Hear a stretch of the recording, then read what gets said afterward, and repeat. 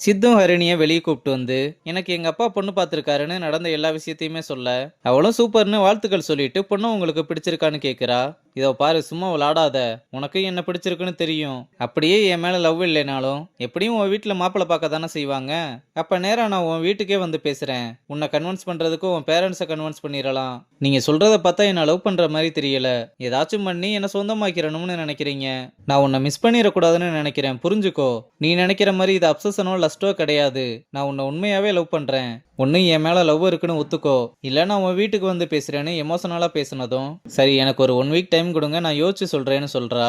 நம்ம பையனும் சரி யோசிக்கிறேனாவது சொன்னேன்னு சந்தோஷப்பட்டு, இந்த அலை கரையை தேடி வர்ற மாதிரி நான் எப்பவுமே உன்னை தேடி வருவேன்னு இருக்கும்போதே கிரிஞ்சு டைலாக்லாம் விட கேட்க சைக்கிள இதெல்லாம் கொஞ்சம் அவாய்ட் பண்ணிருக்கலாம். இல்ல யோசிச்சேன், அப்படியே ஒரு ஃப்ளோல வந்துருச்சுன்னு சொல்றான். இங்க மீனுவும் நம்ம பசங்களை பிளேலிஸ்ட் கொடுக்குறேன்னு வர சொல்லி பர்கர் பீஸான்னு விட்டு அடி நகட்டிக்கிட்டு இருக்க. நீங்க சாப்பிட்டுக்கிட்டே கொஞ்சம் பிளேலிஸ்ட் கொடுத்தா நல்லா இருக்கும்னு கேட்க, அவளும் என்னென்ன சாங்ஸ்னு சொல்றா. நம்ம பசங்களும் அதை கேட்டு, என்னங்க எல்லாமே மாஸ் சாங்ஸா இருக்கு. அது ஒன்றும் இல்லை, எங்க அம்மாவுக்கு பில்டப் கொடுக்கறதுனா ரொம்ப பிடிக்கும். அதனால அவங்க வரும்போது நல்ல என்ட்ரி சாங்கா போடுன்னு சொல்றா. அப்ப மது நம்ம பையனுக்கு கால் பண்ண, அவனும் அதை அட்டன் பண்ணாம கட் பண்ணி விடுறான். அப்ப மது நேர்லயே வந்து காலை எதுக்கு கட் பண்ணி விட்டேன்னு கேட்டா, இல்ல கிளைண்ட் கூட பேசிக்கிட்டு இருந்தேன் அதான். யாரு இவங்க தான் கிளைண்டான்னு கேட்க, ஆமான்னு 2 பேரையுமே அறிமுகப்படுத்தி வைக்க, மதுவோட பேரை கேட்டதும் மது நான் சரக்கு தானேன்னு சொல்ல, ஃப்ரெண்டுக்காரனும் செம்ம கலைன்னு கூட சேர்ந்து சிரிக்கிறான். மதுவும் செம்ம கடுப்புல, என்ன கிண்டலா? இல்ல சும்மா காமெடிக்கு தான் சொன்னேன். எனக்கு இந்த மாதிரி மொக்க காமெடி எல்லாம் பிடிக்காது. அப்ப வேற என்ன காமெடி பிடிக்கும்? என்ன பைத்தியம் மாதிரி பேசிக்கிட்டு இருக்கேன்னு சொன்னதும், யாரடி பைத்தியம்னு சொல்றேன்னு 2 பேருமே மாறி மாறி சண்டை போட, ஜக்கு தான் மதுவை சமாதானப்படுத்தி கூப்பிட்டு போறான். அப்புறம் வெளியே வந்ததுமே என்ன கிண்டல் பண்ணி பேசிக்கிட்டு இருக்கா, நீ அவளை எதுவுமே சொல்ல மாட்டியா? அவங்க கிளைண்ட்டுப்பா. ஆமா, பொல்லாத கிளைண்ட். வேற கிளைண்டே உனக்கு கிடைக்கலையா? அவ அப்படி சொன்னப்பே ஓங்கி அரைஞ்சிருக்க வேண்டியதானே. என்னது ஓங்கி அரையணுமா? அவளோட பேக்ரவுண்ட் என்னன்னு உனக்கு தெரியுமா? சரி, இனிமேல் இந்த மாதிரி பேச வேணாம நான் அவகிட்ட ரெக்வஸ்ட் பண்றேன். இப்ப எதுக்கு தாண்டா நீ இப்படி பயப்படுறேன்னு உன் கிளைண்டையே கட்டிக்கிட்டாளுன்னு சொல்லிட்டு போறா. இங்க அம்மாவும் அப்பா கிட்ட நைஸா பேச்ச போட்டு அவனுக்கு பிடிச்ச வாழ்க்கையை அமைச்சு கொடுக்கறது தானே நம்மளோட கடமைன்னு ஹரிணியவே அவனுக்கு பேசிடலாம். அது மட்டும் நடக்காது.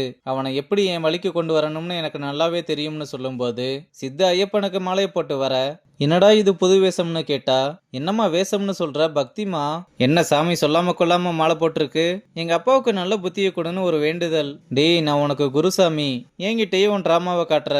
அட நீங்க கொஞ்சம் சும்மா இருக்கீங்களா? ஏன் சாமி அம்மா கிட்ட கூட சொல்லாம இப்படி மாலை போட்டீங்கன்னு கேட்டா, என்ன பண்றது, எனக்கு பிடிச்சதெல்லாம் வேணாம்னு ஒரு தீய சக்தி தடுக்குது.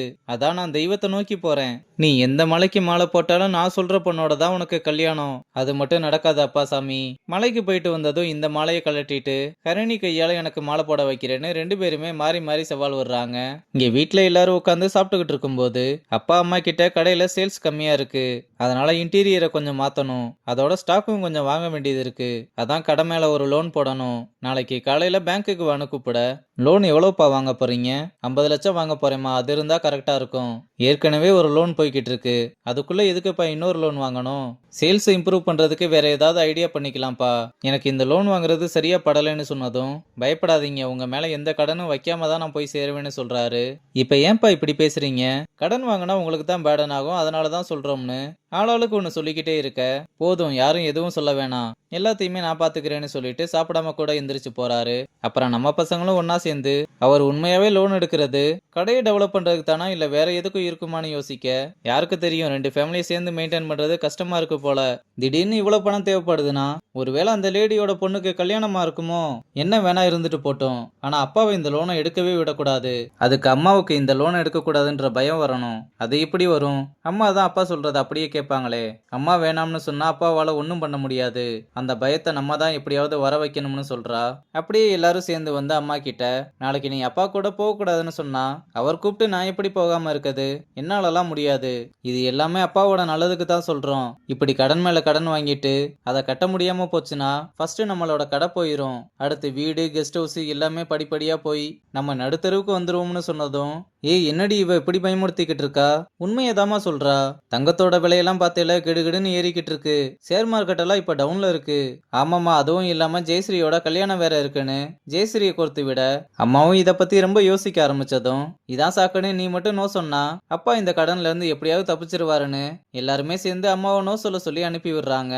அம்மாவும் ரொம்ப பயந்துகிட்டே வந்து இந்த லோனை வாங்கியே ஆகணுமான்னு கேட்டதும் உடனே டிவி ஆஃப் பண்ணிட்டு பசங்க தான் அனுப்பி விட்டாங்களான்னு மேல பார்க்க நம்ம பசங்களும் வேகமா போய் ஒளிஞ்சுக்கிறாங்க. பாப்பாவுக்கு கல்யாணம் வேற வச்சிருக்கோம், அதுக்கும் நிறைய செலவு இருக்கு, அதனால கல்யாணத்தை முடிச்சுட்டு லோன் எடுக்கலாங்க. கல்யாண நேரத்துல இப்படி கடன் வாங்கினா நல்லாவா இருக்கும்னு சொல்ல அப்பாவும் ரொம்ப யோசிக்கிறத பார்த்து, இல்ல உங்களுக்கு சரியா படலைன்னா நாளைக்கு பேங்க்குக்கு போயிட்டு வந்துடலாங்க. இதை கேட்ட நம்ம பசங்களும் இவ்வளவு நேரம் நல்லா பேசிட்டு கடைசி நேரத்துல போய் இப்படி சொதப்புறாங்களேன்னு கடுப்பாக அப்பாவும் அதெல்லாம் ஒண்ணு வேணாம், நீ சொன்ன மாதிரி கல்யாணத்துக்கு அப்புறமே லோன் எடுத்துக்கலாம்னு சொல்லிடுறாரு. இதனால அம்மாவும் ரொம்ப சந்தோஷமா வர நம்ம பசங்களும் அம்மாவை பாராட்டி தள்ளுறதோட இந்த எபிசோட முடிச்சிருக்காங்க.